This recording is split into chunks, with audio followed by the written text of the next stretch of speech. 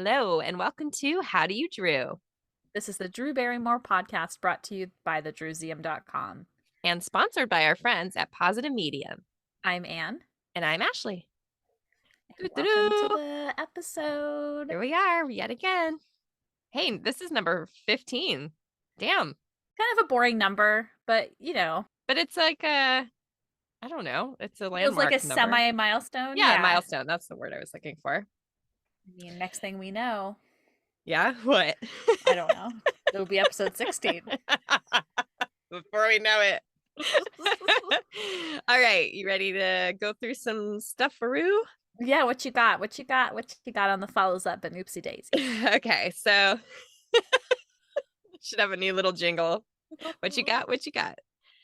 All right, I got a cosmic coincidence, but it's kind of a small one. It barely counts. But there was a TikTok video that she was doing about whitening her teeth, and she started off with talking about how she drinks so much iced tea. Yes.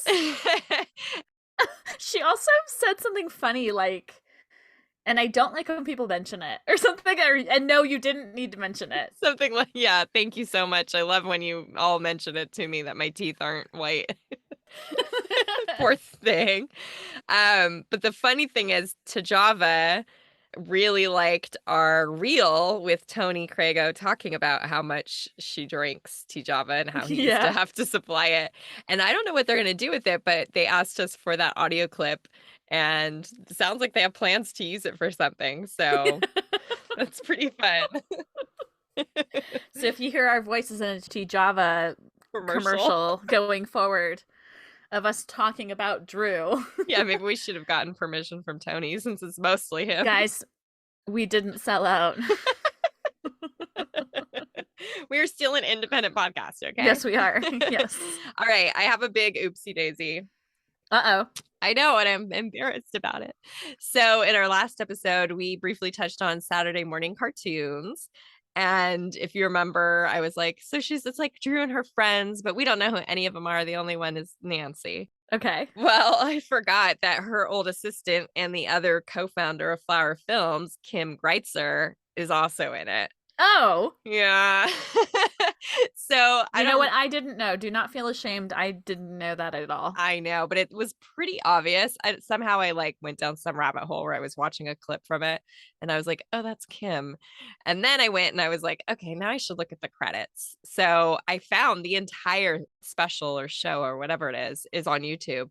Somebody has it uploaded. So it had all the credits because there's no credits on IMDb. Like it's very scarce information out there. Interesting. Yeah, I don't know why. So it's Drew, Nancy, Kim, and then another guy. And his name is Jason Sienkus. And I was like, okay, who is this dude? So I looked him up. And apparently he did a lot of music production and management for soundtracks. So I'm assuming he was probably involved with this record or album. Yes. Or whatever. And then also Nancy's brother, Jim Javonen, is in it, which I've never known. That's funny. He's like in a clown wig, just like dancing in the background of the couch. Like no explanation. That's great. And then there's a guy from the band White Flag who doesn't have a song on the album, but you know, he's friends with somebody. His name's Bill Bartell. Okay. And he's like a delivery guy that comes in and like sits down and watches the cartoons with them. Oh, how funny. Yeah. And then I was like, okay, let's go further in the credits. So I looked at Drew's hair and makeup, and they were done by Molly Stern, who's a makeup artist. At the time, it sounds like she was touring with Hole to do Courtney's makeup, which is makes sense. Okay. She worked alongside Jillian Fink Dempsey, which I thought was a very early credit for them to be working together. I don't know what would have been their first credit together, but me neither, but this seemed cool. Early. So I thought that was fun, but it's funny because they're both makeup artists, but they're credited as hair and makeup. So they must have done her hair, or maybe she even did it herself. It's pretty like, yeah, her style at that time. That's true. And then her stylist is what it was called. I guess her costumer was a lady named Ariane Phillips. And she does a lot of movies, but she did Best Men a year after this. So, oh, that's funny. Anyway, just fun digging into the credits. And I just feel bad that we forgot that Kim was one of the friends. Poor Kim. She's like erased from history anyway. Wonder what happened to her. Kim, reach out to us. I would love to know. And I would love to know why she's never mentioned in the origin stories of Flower Films, but she was very much a part of it. I mean, there must have been something that didn't go quite right. Yeah. When we get into Flower Films research, like hardcore for an episode, we'll get to the bottom of it. We're going to ask Drew directly. Oh, that's true. All right. We do have another oopsie daisy, but it comes from a listener. So we're going to put it in the You've Got Mail segment. You've got mail. Oh, okay. So it looks like we got a message from Drew Barrymore Rebel. So here's what they said. Another great episode, Ashley and Anne. And I heard my IG page mentioned. That is so cool. Thank you. 1995 sure was a banner year for Drew. Important growth and turning points for her. One thing regarding Drew playing dead, her eyes were closed for her, quote, death, unquote, on Santa Clarita Diet, and she did a pretty darn good job. Does that count? Great question. So thanks for the comment and question. Yeah, it counts. I know. I replied and I said, oh, so I guess we forgot the one where she's basically playing dead for the entire show. Whoops. How did we forget that one? That was a biggie. I can't actually remember her death in it. Me neither. We'll have to rewatch it. Yes. All right. I've got a lot of what's new with Drew's. Okay. But they're all pretty quick. So let's just boom, boom, power through. All right. Ready for it. What's new? Number one, as you know, she's recovered from COVID. Yay. Yay. Moving on. You told me about this one. Yes. Yes. Go ahead. Okay, so the HBO Max Movie Club podcast did an episode about The Wedding Singer with guest Darcy Carden, who I've loved for a bit from seeing her do live improv and on The Good Place. So I was pretty excited. And it was really cute the way they talked about Drew in The Wedding Singer, but also they just all had really nice things to say about her as an actress and as a public figure, don't you think? Yeah. Well, number one, I was you saw me. I was like, what? Another podcast is talking about her? I can't believe how much this keeps happening since we started ours. I know it's not, I'm not saying people are copying us. I don't think it's that at all. But it's just weird because there hasn't been anything new about her. I don't know. It just feels strange that that's in the universe right now. It's really cool. I love that this is happening, that we're oh, cool, another podcast? Oh, cool. It's not only did she start her own, but she's also guesting on a bunch, which bodes well for us. I know. We definitely timed this right. And then number two, at first when I started listening, right off the bat, the host got a year wrong. Basically, he said that she was born in 1974. So I immediately went into cringy, oh God, what's this going to be? But I was totally wrong. It was such a cute, fun episode. I loved the things they had to say. There were even some things they pointed out in The Wedding Singer where I was yes, I love that. And I was laughing because Darcy, I did look it up. She's 2 years older than me, but very close. And she was talking about how her and her friends, when they were teenagers, used to just drive around and play the soundtrack, which is totally my friend Clarice and I did that all the time. So it was great. It's definitely worth a listen. And it's pretty short too. So thanks for telling me about that. Yeah. Okay. Drew was on Talk Shop Live on behalf of Walmart to do a holiday gift guide. Basically, she was just kind of showing the new Cook with Beautiful stuff. Mm-hmm. And I was kind of distracted while I was on because I was at work. But one thing I noted was that she said that making the candles kind of made her feel like she was getting in touch with the 16-year-old in her that would light candles and incense. Oh, hell yeah. Yeah, I thought that was so cool. That's so great, because when I think about candles, I think I'm kind of getting back into them a little bit, but it definitely makes me tap into maybe a little bit younger, 14, 15. Oh, I loved candles. I know. I was always buying a new candle, and they weren't even nice ones. Now candles I feel are so much nicer. Have you gotten any of these yet? Not yet, but I know you have. Well, sorta. I haven't had a lot of luck because the lids keep coming broken or missing. But you did say there was a really nice scent. One of the ones that you got, Yeah, it was the Parkside Breeze one. I like how it smells. Cool. This week's episode of Drew's News podcast, she just had Ross as the guest. Oh, cool. Ross Matthews. And so good. They have such a great little rapport and chemistry together. They do. I really like it. This was, to me, the funniest episode so far of the podcast. And I think it was pretty cool to hear them sort of outside the realm of daytime TV because they Cool. just had a lot of sex talk in this episode. Oh, that's funny. And it's really funny. Like I was laughing out loud in my car quite a bit. So it's a short one. It's shorter than usual. It's probably about 22 minutes, but Oh, wow. Okay. listen to it. You're going to have a blast. Awesome. So there is a new channel on YouTube called Hollywood Bio. And the lovely lady behind it was sweet enough to reach out to us. Number one, because she wanted to use some of our photos and she just wanted to credit us correctly. And then she even wrote like a really nice thing in her description of the video that she did about Drew, basically linking to our website and our podcast and giving us a lot of like props. Aw. So she used a couple of our photos, and each time she shows one, there's even like a link, like at Drew's name on there. So I thought that was really cool. How was the bio? It's good. I mean, there were a couple little things that I was like, that's not true or whatever, but it was very well produced. She has a wonderful voice, like way more professional sounding than us, but good editing, good videos. So yeah, it was great. I'll put a link. Glad that we were able to be a resource for it. I know. That's what I was saying. Like finally someone knows that we're useful over here. Yes. One day know. we will be the official Drew Barrymore historians and archivists. Yes. So this was funny to me. I don't remember if I said this on air or if this was just in another conversation you and I had off mic. Yeah. That I had told you if we ever had Drew on the show, which fingers crossed that'll happen one day, I thought it would be really fun to do that behind the scenes that she does. But I was like, but we should do like weird movies that no one asks her about. So I think it was just Friday's episode of the Drew Barrymore show. Gail King was on, and that's what she did. So she did the behind the scenes to Drew. Okay. And she starts off with Waxwork 2. What the hell? I know. Which like props for picking the most random credit possible. Yeah. I don't think you can get more random than that, honestly. Yeah. So I was dying. I was first like, damn it, my idea's over now.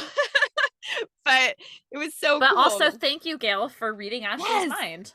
Well, and thank you for picking these things that we never hear anything about. Yes. So she said that they shot it at a mall at midnight. Okay. Why at a mall? Who knows?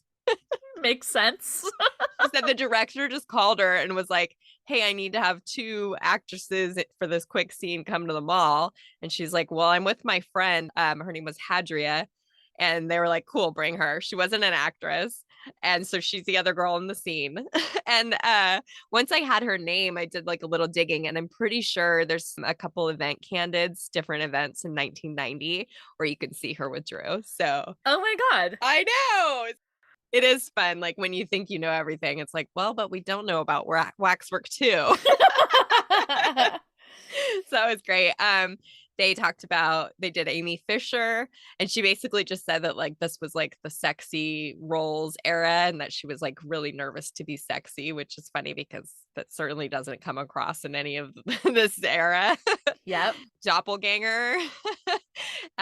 She said she got sent home early from the set, which like never happens, so that they could film stuff without her knowing what they were filming. Like what? About how weird the movie got. What? I know. They're like, well, she might not want to stick with us if we're doing this in here. Just, go home early today, Drew. Wild, right? It is a super weird movie, though. Yeah. Oh, beyond. That'll be quite an episode when we discuss that one. And then Bad Girls, which she just said was a big deal because it was her first like studio movie back. And then the rest of them that they went over were like normal, no big deal. But I was just so impressed to get these weird credits out of the way. It was so fun. That's amazing. Good job, Gail. And I see in our notes, and I'm already dead. I see where you are. I know. This is the thing I'm the most excited about this week. It's been a couple days and I'm still freaking the hell out over these. So can you breathe? Just barely. So I don't even know what was the theme of this TikTok thing. It was like, share your photo library or you'll be hacked or something, right? Yes. It was like some kind of like silly thing. It was like clearly silly. Like a TikTok trend. Yes. So then Drew, it must have been her people, decided to share some of her quote unquote photo library, which in this case included other stuff. Just some things like a picture of the inside of her house, and I don't even remember what the other things were because it doesn't freaking matter. Those don't matter. So 3 of the pictures were like selfies. Yeah, they're all selfies. Of oh my Drew God. from the 90s, so from like 93 to 95. And I'm going to let you go ahead and describe the first. I can't even breathe. Like, there's just, he's killed me. Okay, so this first one, my first instinct was that it was from 93, like around the Guess era. But the more I looked at it and looked at how thin her eyebrows are and the exact length of her hair, I'm thinking this was around when she had her wedding to Jeremy Thomas in 94. Okay. And I sort of remember, I forgot to go check, but I think the like tabloid story that he sold, he said that she went on their Hawaiian honeymoon without him. Oh. And this looks like Hawaii. It definitely looks like Hawaii. I think you might That's be my right guess. on. I'm thinking of how blonde her hair is when they're married. Yeah. And it's exact And length. the length of it, I think that you're absolutely right on. So that would be April 94? Yes, I believe so. Okay, so I think that you are 100% right, and I would be shocked to hear otherwise. Drew, let us know. Oh my God, it's so gorgeous. Okay, so the second one, is this the order that they were in the thing, or did you put them in chronological order? I put them in chronological order, you know me. Okay. So the second one, it looks like pretty clearly 1994. She's got like short pixie haircut, like her bangs are still tiny. Do you think it's about the length of when they would have shot like the Mad Love promo stuff? Oh yeah, possibly then. Yeah. Right around there. So pretty short. Maybe even a little bit shorter than that. You can see she's wearing like maybe a leather type jacket or like a suede jacket. The sunglasses she's wearing are like kind of square. I'm trying to imagine the color. Do you think that they're like purple or something? Oh, I bet they are purple. They're so, and I've never seen her wearing sunglasses like this. They seem different. Okay, so I feel like they look kind of familiar, but Oh, okay. but again, I don't know. It's probably just the style of them like feels exactly right. You know, like I don't know. It's so cool. Looks like she's in a car. She's just exuding cool. I feel like she just really understood her angles taking selfies at that time. Like if you think about all the ones in Interview and a couple other ones we've seen. No, I think she's just got an amazing face. Well, it could be that. But like you didn't have a screen that you were looking at back then when you took the picture. You know, you wouldn't know until you True. developed it. And it's just like perfect. She just looks unbelievable. I think her face is just perfect. I mean, I Oh know my what God. you mean. Yeah. I definitely know what you mean, but yeah. It's Ugh. like dreamy. So I'll let you go for the last one, even though you know this one drives me nuts. This is the one that's the most you. Yes. So this one is from 1995 and she's in like a little thermal, which feels familiar to me. Well, you know what it reminds me of is a thermal that I had that I wore when we went to the Matt Costa show the first time we went yeah, together. The Troubadour. Yeah, I have a white thermal like this. Well, I don't have it anymore, but with like very light floral. Oh my God, that is probably why it's I wouldn't be familiar. surprised if I had gotten that because I saw this, you know, like I don't remember where I got that, but that's what it looks like to me. Wow, that's so cool. And she has her daisy necklace on and just a little simple bobby pin in her hair. It is perfect. Like here is peak cute 1995 Drew. I mean, her eyebrows are also peak thin. Oh yeah, they're almost non-existent. Yeah, they're so tiny. Like I'm Ugh. having a hard time even seeing like how many strands of hair there are.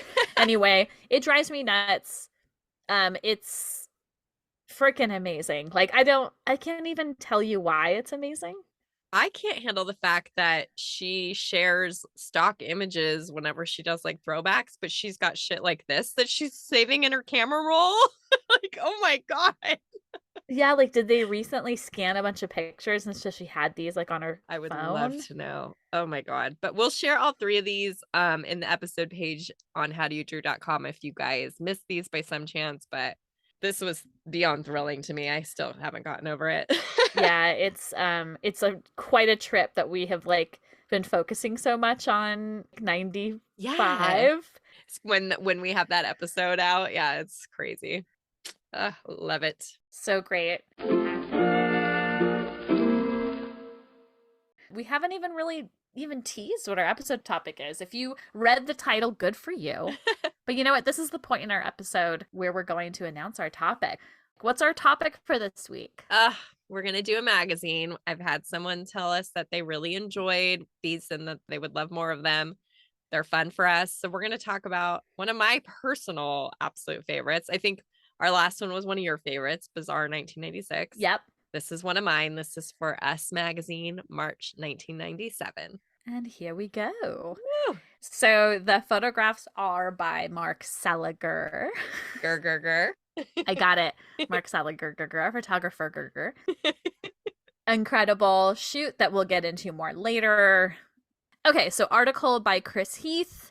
An amazing article by Chris Heath, I should have said. Yeah, you know what? I looked him up and he mostly did music journalism. So he has like some books about some bands. So I don't know how he got this gig, but I'm glad he did.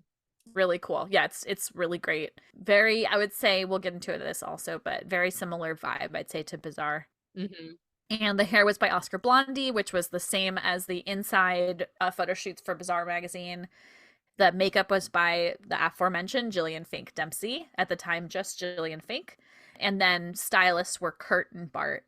And I know that this issue has kind of a special place in your heart. Do you want to talk about that a little bit? Yeah. So, I mean, this came out before I was a Drew fan, but I was really into putting pictures on my wall at this time, as we know. And this was an issue. It was like a young Hollywood issue.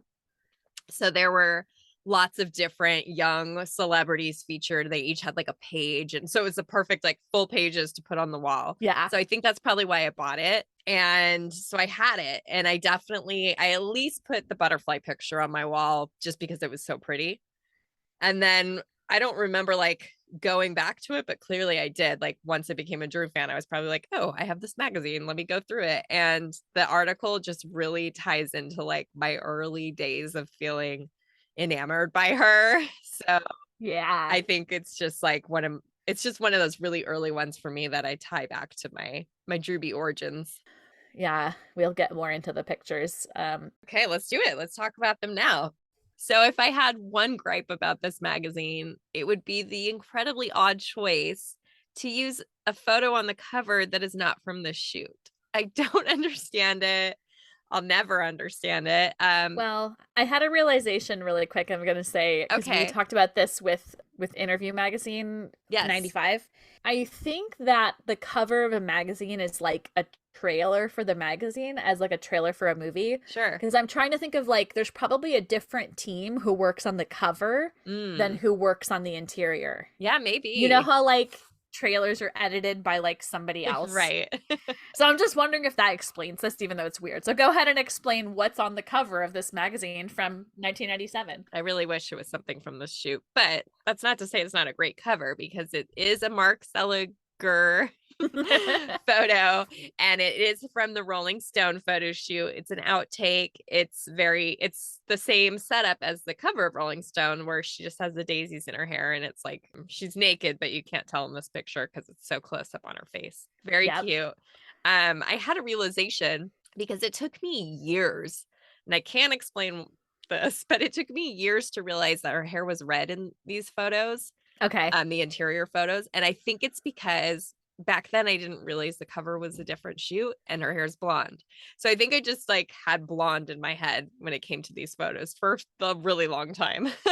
That's interesting, but I feel like I remember having a conversation about the color for her hair in the Candles one. Oh, interesting. And maybe we can talk about that more in a minute.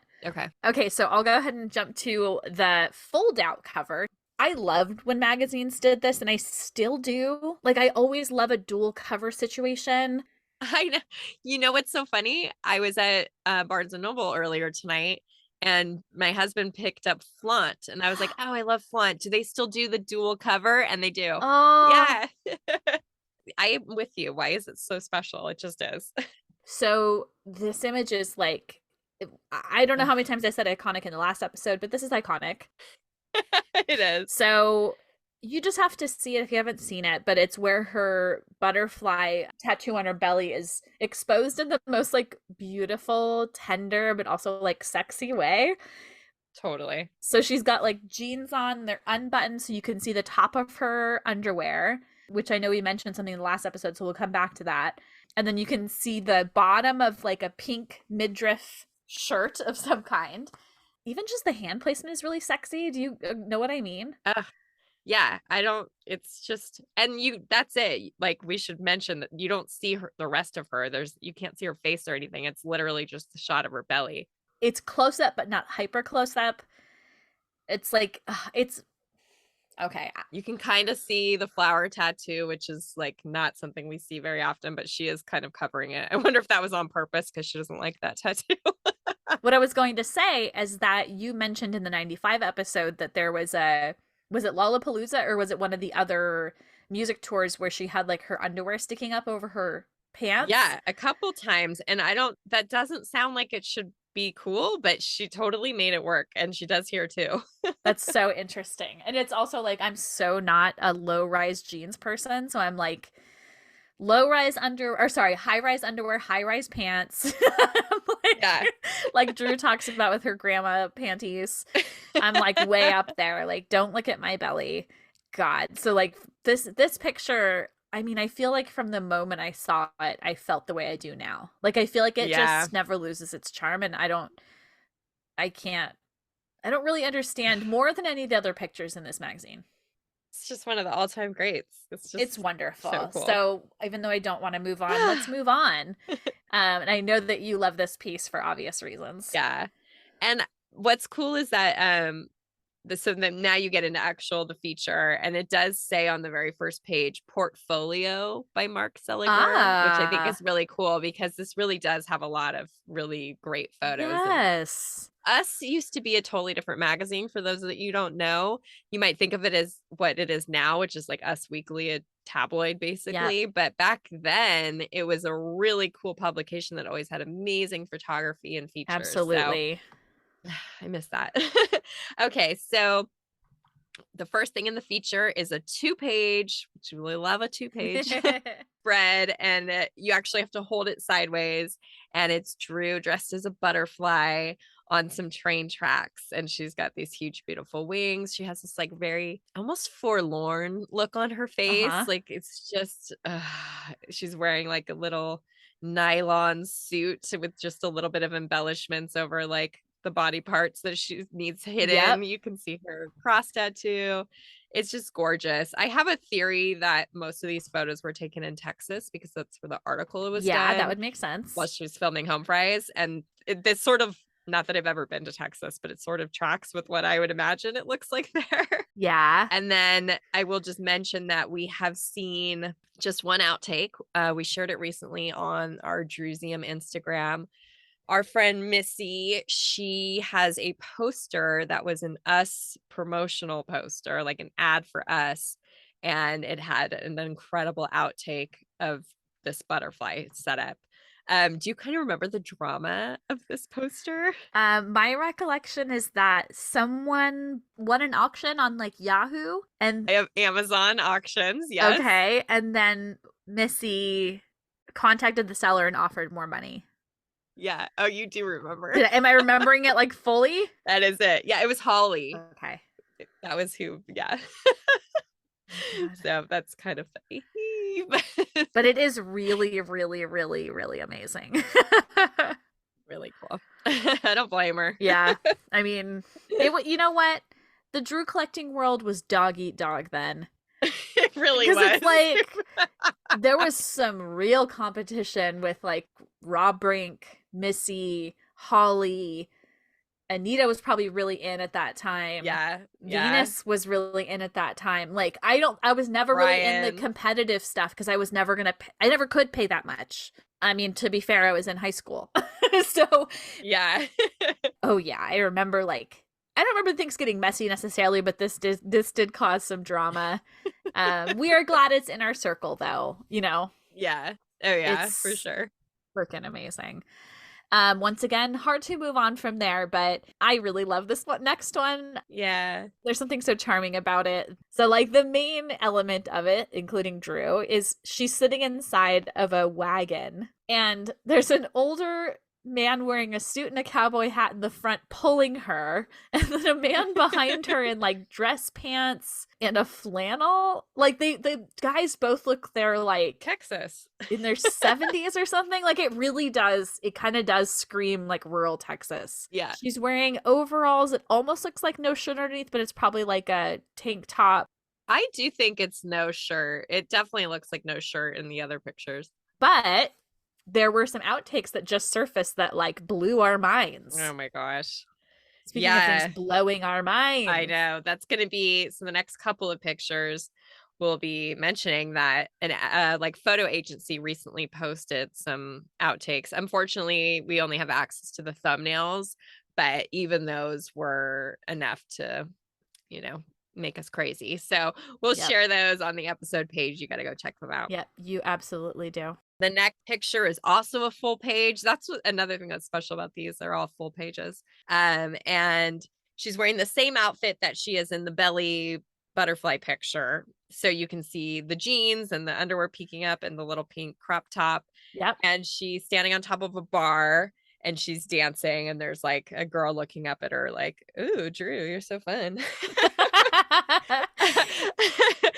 In the outtake that surfaced, there's one of her and that same girl. Again, the girl's like totally checking her out and Drew's blowing smoke rings. So, that's one of her tricks that she can do. And I'm actually looking at it right now and she's like holding the woman around her waist. Yeah, it's definitely like supposed to be a little flirtatious. So I don't know which setup this would be like part of, or it's just a totally new one. Yeah, I think it's its own thing. This picture, and I kind of alluded to it earlier, that there's a picture with candles where you can't really tell her hair color. And the reason why is the picture has this like the warmth of the image is so like it's captured so deeply that the color like looks overall like yellow orange. Completely. So you could almost, and I know I didn't describe it very well, but it's like a beautiful portrait of her and she's like literally surrounded in a bunch of candles. But the warmth of that and the incredible outtake that I see that we have. Oh God. You could almost believe that she's like blonde and it's just tinted because of the candles. In the outtake, hold on, I'm looking closely right now at what she's wearing. Oh, she's wearing like a bunch of like jeweled necklaces. Yes. Which I never really noticed before. And then maybe like a sparkly tank top. Yeah, I can't tell. She also could be nude. Yeah, she could be nude. Oh my God, to see more of these. Ugh. Do we just have one outtake? Just one. Yep. I mean, and it just surfaced like within the last 2 months. So that's pretty insane because this was so freaking long ago. 25 years. Oh my God. I do want to know, it's interesting that all the photos that they printed in the magazine, she has her hair in that same exact pulled up style. Yeah. But there are outtakes that her hair is down. And when we get to those, we'll talk about them. But they're like different setups than any of these pictures. Super interesting. Too sexy. So the other pictures in the magazine include one of Jade at the Barrymore stamp event. So there was an event in what year was that? 82. It was pretty soon, right before ET came out. I actually don't even think I realized that was from the stamp event, but there was a Barrymore stamp that was issued beginning that year, and there's it's actually a really cute picture of her and Jade in front of, for some reason I thought this was in front of the Barrymore Theater. Yeah, it is. Oh, okay. You can't see it in the picture, but I guess I just knew that. Some part of you knew. Yeah. And then there's also another picture of Drew with Luke at the Everyone Says I Love You premiere. For some reason, I have a soft spot for this, like what they look like at this event, and I don't know why. Oh, well, she does look really beautiful. Oh, well, I just thought of another reason, is because you got me a shell bracelet. Yes, I was going to mention that Scream press junket interview I have where the woman was asking her about jewelry. Yeah. We had watched it together and she says like, I just got a bracelet from my boyfriend and it has seashells on it and that's the most beautiful thing.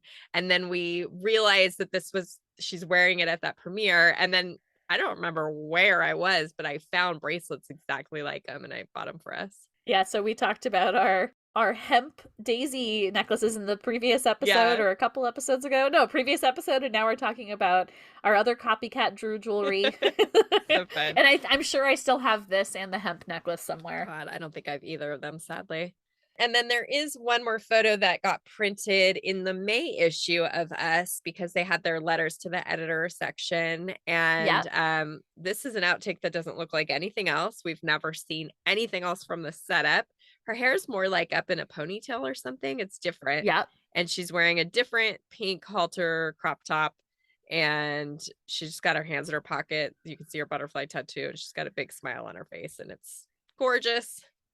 Yeah, it's where are the rest of these to die for? Oh my gosh. I think Mark. and I think it took me a while. Mark, give them to us, please, please. I didn't get this, like the clipping of this for quite a while. Like I'm sure I think I had Us for quite some time, and then I finally got this. I was like, oh my god, like there was something really cool that I don't know if magazines still do it, but they'd have an outtake in a later issue, often linked to a letter. Yeah. Oh, there's at least one other, a really amazing example. Is it the Us? Oh, the Playboy. Playboy has like the picture of really with the cute ice. one. Yes. Yeah. And then isn't there also one for the like later Us, like yeah, and that one has a letter from Missy. Remember I just sent you a picture of that? Oh, yep. Yes. So that was also like a really cool. Still love that. I mean, it's something that a collector, like, you have to seek out issues for a couple months later sometimes to get like what I think is kind of the complete part of it. While we're mentioning that, this is off topic, but not. I just had an amazing discovery an hour ago that the newest Drew magazine there's like a Dear Drew advice section, and our friend Katie has a question in there, which is so fun. So she's at Starry Cat, and she's got the first question. I just texted it to her. I don't know if she's seen it yet, but that was really a fun. I like literally screamed out loud. Yay, Katie. We love you. Okay, so now we're going to get into some outtakes, which are things that were not featured in the original issue. You know, if we want to include the one from the letters to the editors that we mentioned previously, sure, that's part of it. Okay, so I remember the first time I saw one of these ones, I was like, is this real? Yeah, same. I got it in a clippings pack. Oh, from eBay. I probably showed it to you. I wonder if that's how I was like, this has to be photoshopped.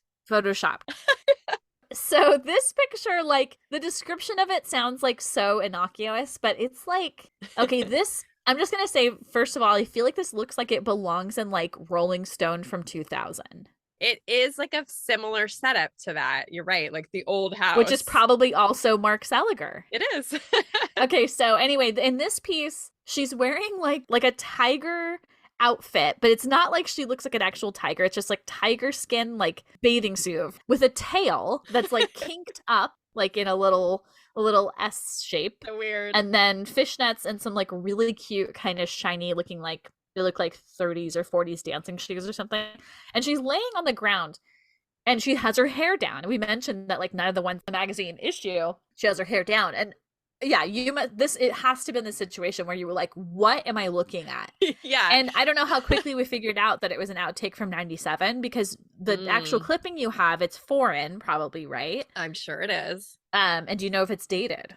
No, I don't think so. And Okay. I remember seeing the picture on eBay, like, you know, it was just a bunch of clippings. You could see that one small and being like, what is that? I have to buy this pack because I don't know what this is. And it's still like a very one-off weird. I don't think we've ever seen any other ones in this tiger bodysuit. It's very different. I mean, it's fun, but it's also like, what? Like when I'm describing it, I feel like what image is getting in people's minds. Is it right? It's way cooler than it sounds. There you go. One thing I just noticed about these pictures is that she's wearing so much pink. Yeah, it is interesting. There's a lot of pink in these, like to play on the red hair, maybe. Yeah, it's kind of an interesting choice. It is, but I love pink, so it's fine. I know you do love pink. And then there's another piece that's kind of goes along with this, because she's also wearing like kind of a lingerie situation. I don't even know how to describe this other than like She's got pink tights, a pink kind of like lingerie situation, and she's laying on a mattress with pink stripes. Like there's so much stuff going on. Yeah. And now that you mentioned the comparison to Rolling Stone from 2000, like this feels like it could go in that setup as well, because it is, I think she is wearing like thigh highs She in one of is. those, right? Yes. Yeah. With like Must the have- garter and everything. I wonder if he like wasn't satisfied with these images and was like, we're gonna revisit this in a couple of years. Okay, so the last setup is in an old truck, and she's wearing a really cool pink crochet top, which I don't know, I really dig this on her. Yeah. She's wearing those same jeans from the bar setup that have the giant holes in the knees. Yep. And the recent outtake that just surfaced from this, she's sitting in between two like male models, which is random, but again, these like her hair is down in these, which it's different. Like you can really tell her hair is red in these ones when it's down. Yes. It's so much more obvious. So I give myself a little bit of a break for not knowing it wasn't blonde in the other ones. Yep. Woo! So those are the images. I mean, we're talking about some really cool stuff here. We will put a lot of these up on the episode page. Make sure you look at them because they are gorgeous and worth checking out. Absolutely.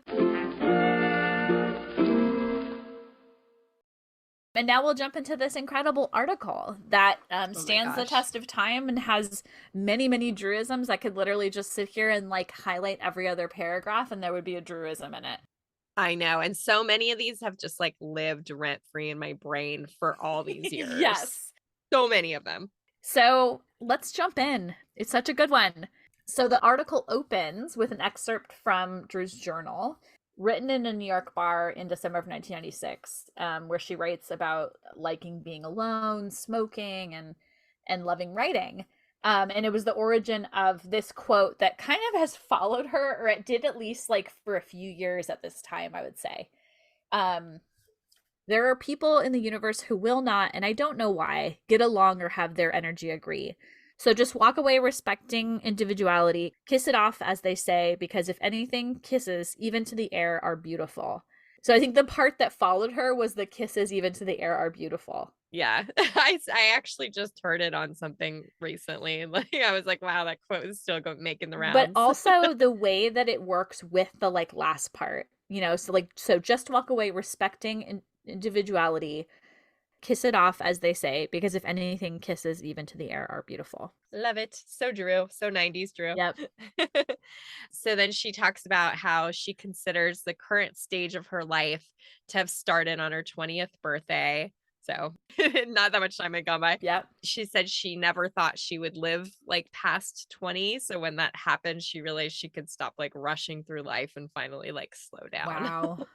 Which really tracks with sort of, you know, how her behaviors, at least publicly, changed at this time. Yeah, totally. I mean, we kind of were talking about a change in her that we saw towards a more mature, kind of settled person when we did the December 96 Bizarre. when we did the Bizarre issue, I feel like we were talking about this like slowing down. Yeah, and this was exactly from the same time. So, and then she also said at this time she was feeling like she was getting really typecast after choosing some bad girl roles, and that was terrifying her. So that probably kind of goes along with these sort of changes that she was making personally and professionally. Trying to grow up a little bit. Yeah.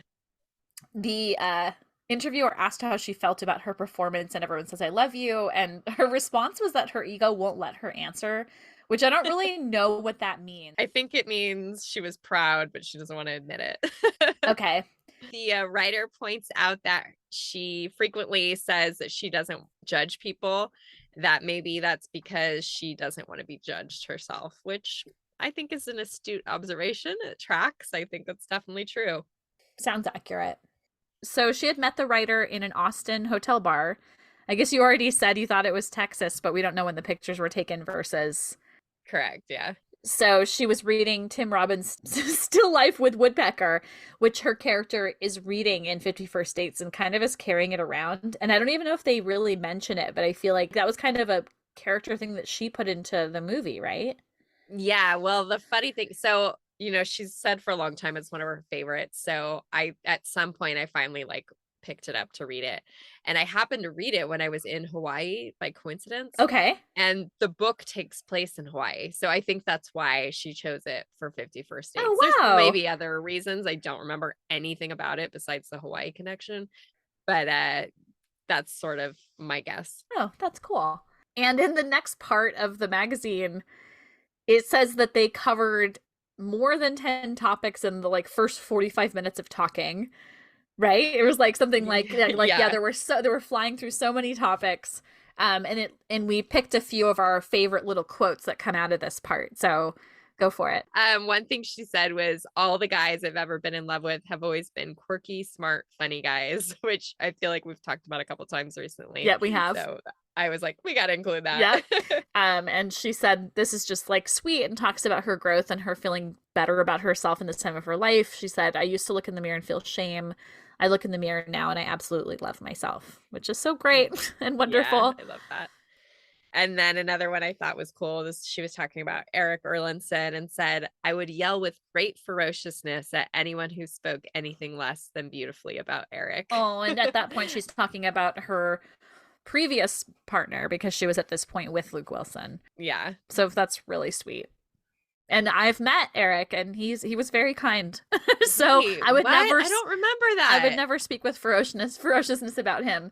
I briefly met him at. I'm blanking on what it's called right now. An event? Yeah, Sunset Junction. It was like a. Oh, you remember? Yeah. Don't you and Jolena have a picture with him? We do, and I actually oh my god, kind of said like, "Hi, I loved your ex." I said something like, I'm a really big fan of Drew Barrymore, and like, I don't remember how I even said it, but I do remember that he said something like, Drew is the best. Oh my gosh, I can't believe I forgot about that. Ah, that's so cool. He was very sweet, and he was with the director Vincent Gallo, who oh yeah, random. Yeah, who did what's it called, Brown Bunny and Buffalo 66. That is so cool. Yeah, but anyway, he was very sweet, and at that point it would have been probably about 10 years later. Is that all? That's crazy. But yeah, that seems right. Something like that. And he was very so sweet cool. about her. So the next part of the article, the waitress interrupts because a man and his wife say they're supposed to have dinner with her, and she's really confused and kind of panicking, and it turned out to be filmmaker Terrence Malick and his wife, and she'd forgot she made plans with him. So they joined them together, and Drew said something really sweet about Terrence Malick and his wife. She said, I walked away from that dinner literally being most inspired by their love for each other. So cute. Yeah, well, the writer said this is the type of thing that happens when you hang out with Drew Barrymore. Yes, that's right. That's right. I love. Okay, so then the next morning, Drew drives herself and the writer, Chris Heath. We don't want to keep saying his name because he's not our friend like Jonathan Van Meter. She drives them in her van to the Home Fries set, which I was like cracking up. It was a van because she drives a minivan now. And she says, I start looking around and forget I'm driving. And then whenever they pass a field of cows, she yells, hi, hello, how you doing? Generally followed by, hope you're dairy, which I totally remember. This is so embarrassing, but I totally remember stealing that sometime on a road trip, like, and not being like, that's a Drew Barrymore thing, like acting like I made it up. You said, hope you're dairy? Yeah. That's really cute. Oh god, that's really cute. Also, when I drive around in Maine, sometimes there are wild turkeys. Oh, and wow. I can tell that they're female turkeys, so I'll open my window and I'll go, "Hi, ladies!" And every time I do it, I feel like Drew. Well, there you go. To be honest, I feel like this is something she would do, and I'm genuinely doing it. Like, I love animals, so I want to like. I'm also like, get out of the road, turkeys, you know. Yeah, but maybe subconsciously your memory remembered this, and it's like, this is the connection. I love it. I hope you stay wild. I hope no one's taking you for Thanksgiving. Which, by the way, this is our Thanksgiving episode. Oh, yes, it is. Happy Thanksgiving, everyone. Well, not everyone. For those who celebrate. We can all have thankfulness and appreciation for this beautiful magazine. Yes, and I hope you're dairy. I mean, this next part is kind of funny, and I like how the topics kind of flow in this part. Yeah. So in the makeup chair, she's complaining and praising her boobs. She says something like, they're always in the way. Yeah, which she also says in Bizarre 96. Oh, how so she funny. must have just been really feeling top heavy Yep. this time. Yep. And she's putting on her foam pregnant belly for home fries, and she says it smells like pancake batter. And then just like the one thing that I forgot to say is that she wishes she could take her boobs off at night. And then they talk about her putting on the belly. So it was just like a very, like, the images are really wonderfully interwoven in this portion of the profile. Yeah. And then she says playing a pregnant woman doesn't want to make her have a baby because she already wanted one so badly. And then she says, I'll wait till the time is right. That could be this month, and or it could be in 5 years. And how much longer was it? Yeah, so 16 years later was when she had Olive, which is wild. Totally. She really was in the, like, mode of it when she was in her early time with Luke. Like, Yep. it seemed like she really wanted that. And, time wasn't right. She waited till it was, which is good. And like we said before, her life would have been so different. Yeah, it's so interesting to think about. Yep. So then she's chatting with the all-female makeup crew, and I thought that was fun because we can be pretty sure Kim Green and Barbara Alvera were there. So they talk about flowers and spirituality and animal rights. And she says that she had threatened to walk off the set of the movie a few days earlier to stop the crew from killing a wasp that was disrupting filming. Oh, Drew. So Drew. Oh, Drew. I mean, I've been stung by a wasp once and it's not pleasant. Ooh. But I'd rather shoo them away as well. I mean, I'm a person who takes spiders outside, so. Oh, you're nicer than me. I'm like, kill it, get it out of here. While the writers on set, they film the scene at the Burgermatic where Drew is apologizing to Luke's character for her drunk father. And the writer says you wouldn't have known they were dating because Drew was, like, so professional and they weren't, like, sitting on each other's laps, which it tracks for Drew. I feel like I'm wondering how she was about their privacy, like about them dating for real or not. Well, yeah, because at this time she wasn't, like, making his identity known whenever she spoke about him. Good so point. Maybe that kind of went along with that. Yeah, totally. But I guess the writer did know they were dating. So it's like, yeah, it's really true. interesting because actually this is interesting.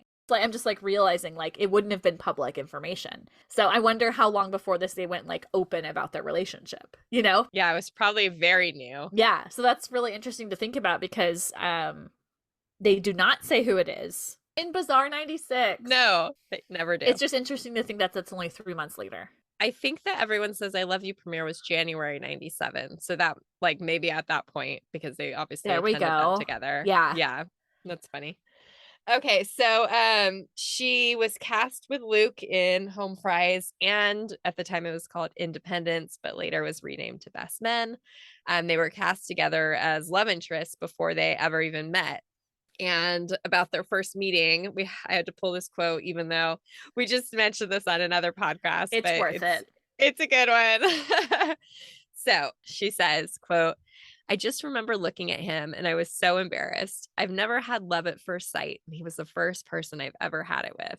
And I thought for sure he'd be able to read it right in my face. And I remember looking down in embarrassment and seeing his shoes, sort of light brown, suede, real nondescript, unostentatious, cute shoes. They seemed to me to look like camels that I would trek across any desert to follow. That's like the most romantic Drew thing ever. It totally is. The camels thing is like one of those things that just gets locked into your brain forever. Yep, absolutely. She also reads a poem that she wrote on an airplane. It's just like, I don't know if it's a portion of it or if this is the whole thing. It says, making love is as high and low as one can go, like color having camaraderie in a tangled rainbow. Oh man, this is so like good words. These are the things where I was just like, yep, I'm really gonna like this girl. Like I'm into her. I was just feeling this vibe. Yeah, that's so cool.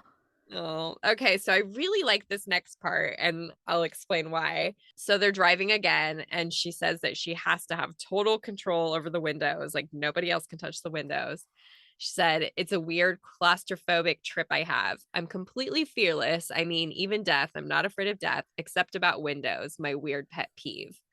And the writer then is like, oh, unrelated, quote unquote, there's a scene in Mad Love where her character is locked up in the movie and she could tap into that because she was in real life. Yep. So then he's like, do you think these things are related? And it says, Barrymore looks surprised. For a while, she doesn't say anything. And then she says, yeah, that's exactly where it comes from.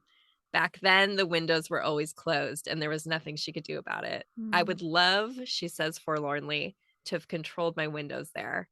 When I see the sky, I appreciate it. Aw. So, I mean, the main thing here to me is because like I feel like she got a lot of teasing for that video. Was it this year or last year? But I think where it was she's this doing, year. yeah, where she's doing the apartment reno and she like finds a window that was covered up and she like cries about it. Yep. And you know, people are like, oh, that's so ridiculous. But when you know about this, yeah. it's like it makes perfect sense. And I remember immediately connecting it. I feel like the teasing was very similar to her like rain thing, where it was like, yeah. there's a window. Like I'm sure Chloe Fineman probably did Yes, like she did. an imitation of both of them.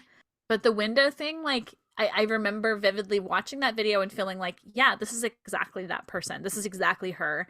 She's always felt this way about like being able to see, you know, and like having freedom. Yeah, she's, I mean, like this is probably one of the things I remember the most was this quote from this magazine, but I know she said this before. Yeah, she talks about it on Inside the Actor Studio. Okay. I remember she talks about being able to like when they'd once in a while like get to take a field trip out of the lockdown and she would see like a traffic light and just be like, that's the most beautiful thing I've ever seen. Like, do Yeah. people understand how lucky they are to get to see these things? So it's all connected. Yep, totally. And just like her crying over her recent like window discovery, it just shows that she's so like in touch with everything that she has ever gone she through. Still like wishes she could control the windows.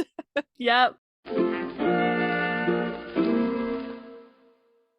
So this was a funny part in the article and really like cracked me up, but it was like a cute story. I like that you could almost be like be there or not be there.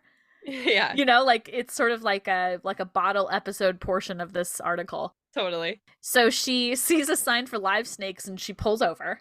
This old man takes them to a gravel pit filled with snakes. No, thank you. And then shows them a tarantula and Drew freaks out, but she decides to touch it to get over her fear. And this like description of what she's wearing, I know. So like part of it is like I love the detail, but then it's like I don't know, it sets the scene even more in a great way. So it says she's wearing a pajama top and a ludicrous fluffy pink coat. She screams and it's done. It is, and like if you actually read it, it goes into a little more detail, but it's really a funny. Yeah. We'll have the whole article transcribed so you guys, if you want to get the like nitty-gritty tiny little details, you can. Yeah. But that's basically what happens, Yep. and it's fun. It's just a fun little like anecdote to throw in there. Yeah, totally. The next part of the article spends quite a bit of time on this topic. She talks about how she had recently given up hard alcohol, like it wasn't serving her anymore, so she only drinks beer and wine. And then she gets a little annoyed because the writer like keeps pushing this topic. Okay. And she's annoyed about people's judgment over it, which I think was also in Rolling Stone, if I'm correct, like this kind of topic about feeling judged for drinking. Yeah. So she says, quote, I think because I've grown up in front of people have a tendency to have a maternal judgment. You should do this, you should do that. Mm-hmm. And what's so funny is, did you ever stop to think that you don't know me? Although I've been willing, because I've grown up in the public eye and all this stuff has happened to me, to bare my soul, there's a part of me that now asks for your trust in me rather than your doubt. Your doubt will not do me any good. Yeah.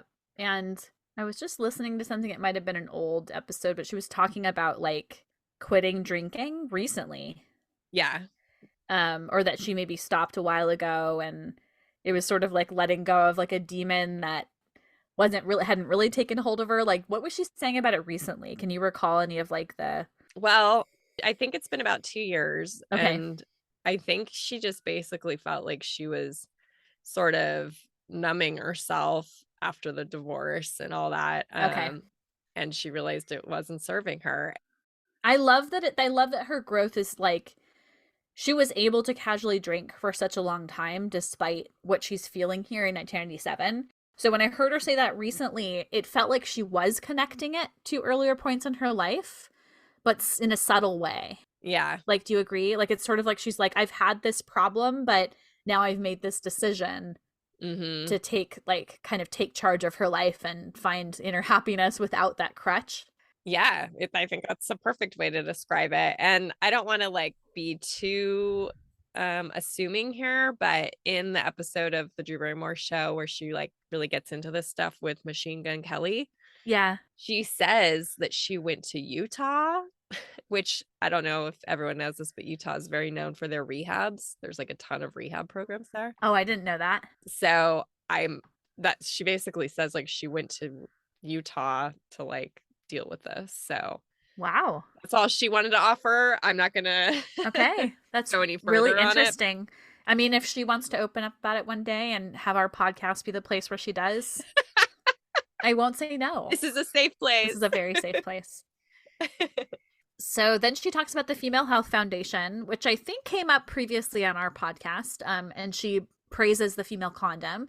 And she said she hands out samples of female condoms on the Home Fry set, which is really sweet. I love it. I love that she did that. And just because we talked about it briefly, the Female Health Foundation, she had done some events for them and then eventually did do a commercial that talked about the female condom. Yeah, she'd already done the commercial by this point. Yeah, 'cause she had her black hair. That's right. And then there are some points where, or there are a few paragraphs where there are words of praise from Edward Norton. Do we want to even say his name? HW. Why do you keep coming up in our podcast?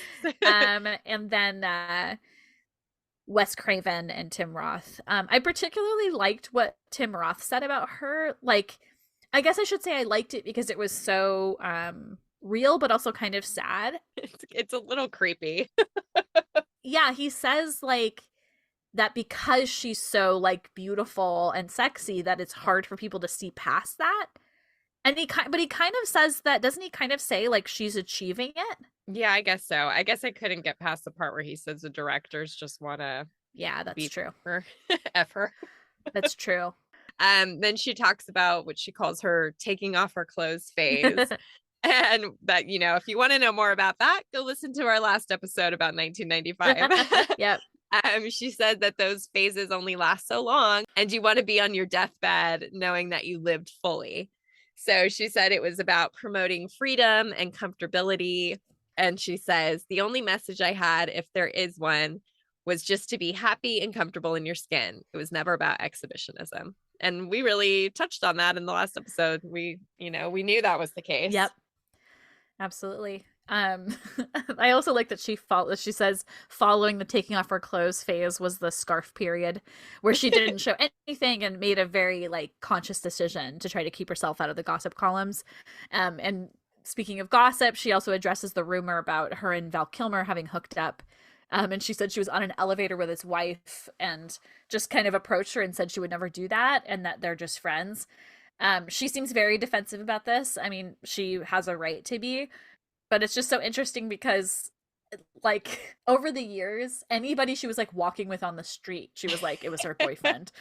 Yeah. And her and Val Kilmer like barely have a scene together in Batman Forever. So, I mean, I could see if they thought like she was dating Jim Carrey, but who knows? Who knows how the tabloids come up with these ideas? Yep. She also laughs at other gossip that say that she's the quote new lesbian on the block. So she thinks that's really funny. And she says that she's always liked women, but that she hadn't been with one in 2 years. And I thought that was interesting because we were talking in the last episode about how Jane Pratt said that they had like some sort of fling. Yep. So and this would kind of line up time-wise. Yeah. But, one day we'll find out. One day this will be a big clarification in our not oopsie daisies because we're doing like internal detective work. Yeah. Or if she ever does like more of a tell-all memoir. Yeah, exactly. So then she gets into the Letterman flashing. Again, if you want to know more about that, listen to our last episode. We should have put this quote in there because this is perfect. So she says, quote, definitely one of the best moments of my life. I'm just standing there on Dave Letterman's desk, and the only thing that's going through my mind is, what are you doing? It was never planned. I just did it. And that was so liberating. For the rest of my life, I get to go back to that memory anytime I want. So she talks about having a crush on Dave Letterman her whole life because of his intellect and humor and charisma. And the author asks her if he has boyfriend material, or if Dave Letterman is boyfriend material. But she said every time she sees him, she's with somebody else, and she never dared to ask him out. Let's go to Walmart. All right. For some beautiful candles and socks, apparently.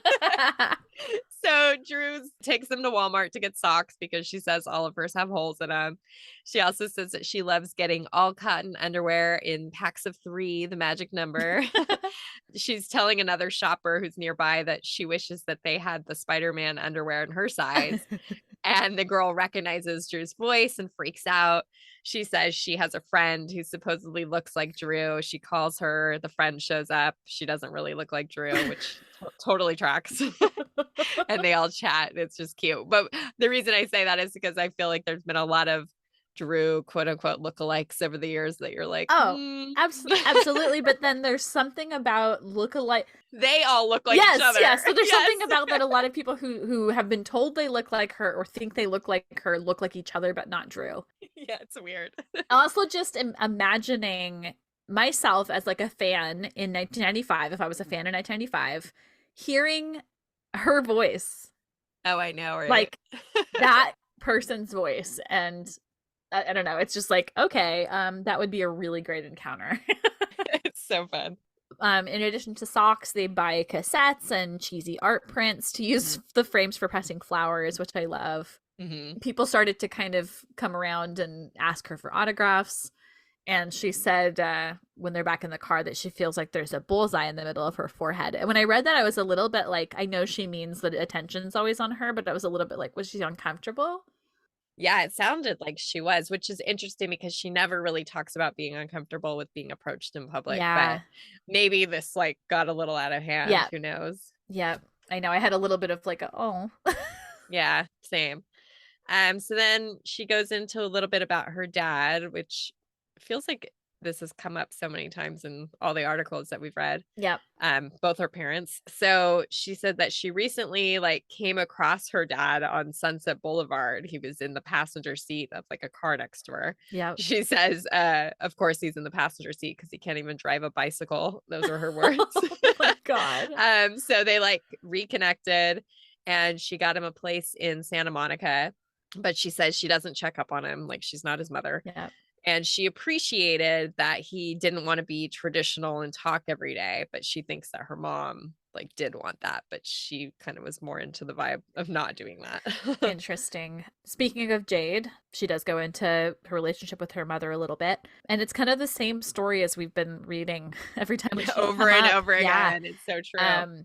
So she said, I don't think it's our time yet. I just think it's smart. We just have completely different interests in life, utterly opposite, yin and yang. And then the interviewer kind of presses her, and Barrymore chooses her words carefully. I feel like I need to sense growth between us as individuals that I don't sense from her yet. Wow. Yeah. Yeah, and like this is the same thing, like I said, the same thing she's been saying. I know, and I feel like not only is it the same thing, but in all of them, she like has these like pauses and like discomfort about it. So it's just a raw subject for her. Absolutely. And I think, well, we know it still is. Yeah. You know, we forever. Just if you want to kind of look at her interview with Jeanette McCurdy, that just it is a complete 100% indicator that she still feels this way about it. Yeah. So it does talk about Jade's book, and Drew said, yeah, that seemed appropriate for her. But Drew herself only flipped through it because she obviously doesn't want sex tips from her mom. But she did not like that Jade posed for Playboy months after her. She thought that was inappropriate, which, yeah, agreed. She's clearly like riding on Drew's coattails with that. Agreed. And really awkward. I just have to say that something I never really realized about profiles like this is that they meet for multiple meetings. And I feel like Jonathan sort of made us aware. Made that very clear to us. Yeah. So like now here we're in another day at a Mexican restaurant for breakfast, and Drew expresses that she's feeling really anxious about Christmas time with Luke's family, and talks about how she's always alone for the holidays, which I was like thinking about it. I'm like, why? And I'm like, oh, well, It's not like she's going to a specific families every year. And I really like thinking about that. It was like not long after this that she really, really started building a family with like Nancy's family. Yeah. I mean, I think that she had been for a while. But it's like when I read this, I was like, really? You know, because she can exaggerate at times, but it's like, no, she probably really does spend a lot of time alone at this time. Yeah. And I think she's kind of back to that. Like, I feel like there's been, Oh, like her kids go with their dad. yeah, I feel like there's been times like that recently where I'm like, But I oh, also feel like she is finding a lot of inner peace right now. So true. we love you, Drew. Yeah. So she does say that in the previous year's Christmas, so that was 1995, Mhm. that she was alone recovering from a tonsillectomy. So she was like in the bath crying and listening to Judy Garland records. And she could only eat ice cream, which she said she hated. And we were trying to figure out, does she still hate ice cream? I think no. But I was like, wait a minute, where was Eric? Like, she was with him at that time. He supposedly has this huge family. Like, because of the tonsil stuff, could she not like go be with them? Do we It was know when they separated? well, they were together in April 96 at the Primal Fear premiere, and then we think she was with Luke very soon after. Interesting. Like right back to back. That's right. So the writer starts to kind of ask Drew about how she draws attention to herself and how much she wants to be loved, and she says, I like this whole kind of quote here.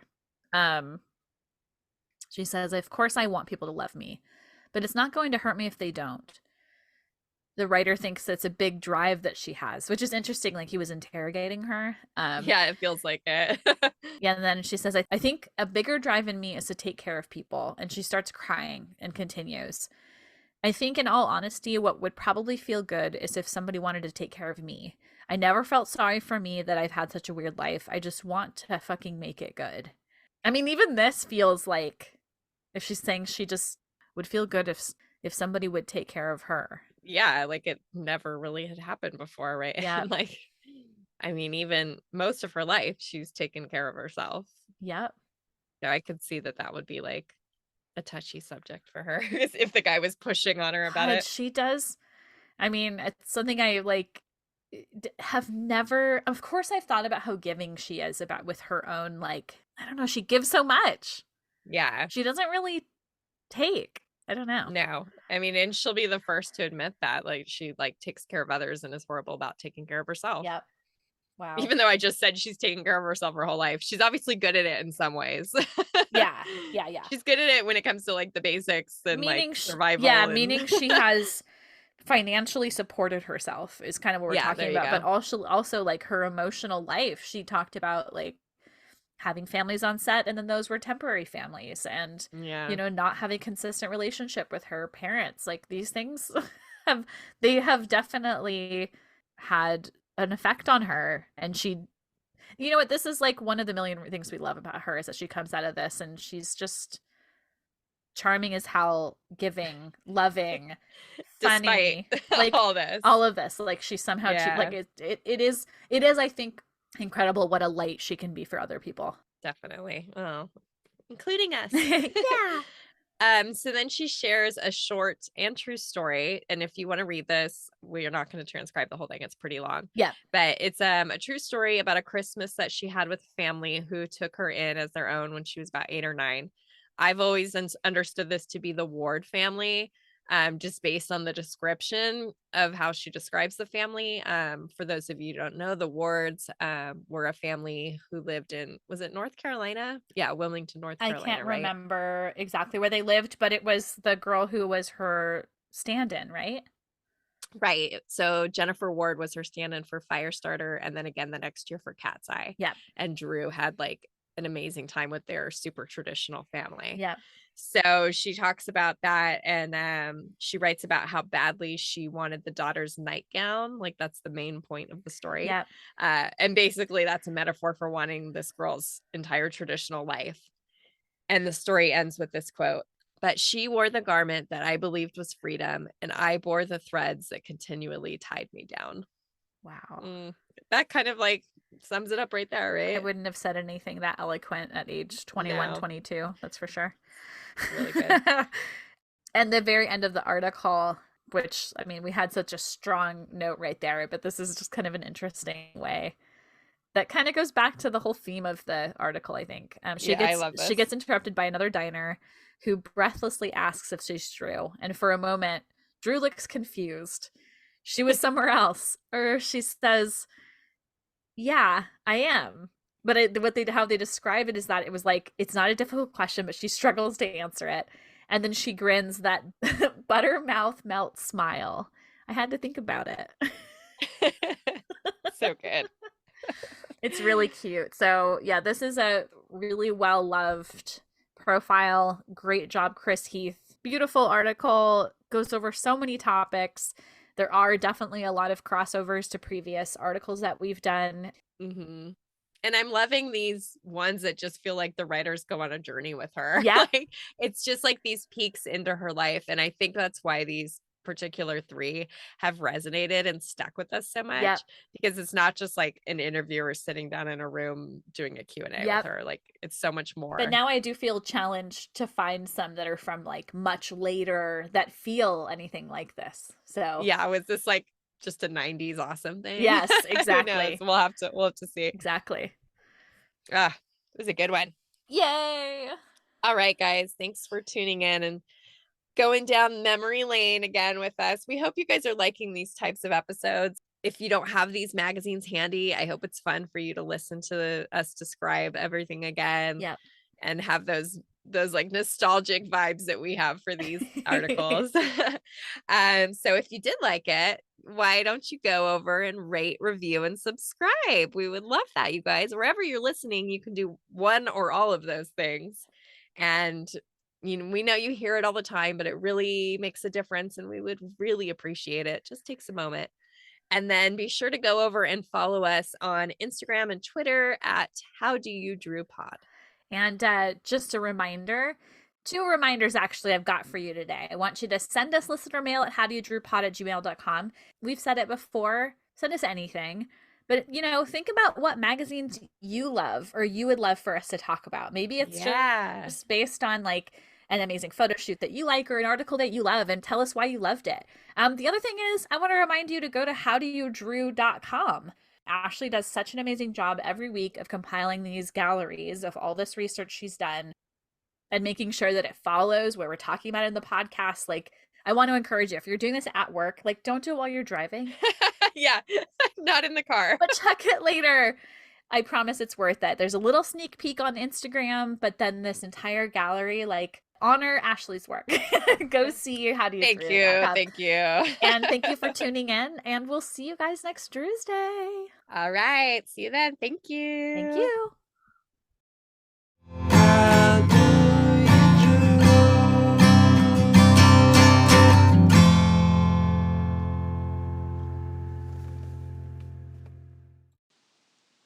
The How Do You Drew podcast is researched and produced by Ashley and Ann from thedrewseum.com. Our theme song is by our dear friend Matt Costa, and we'll see you next Tuesday.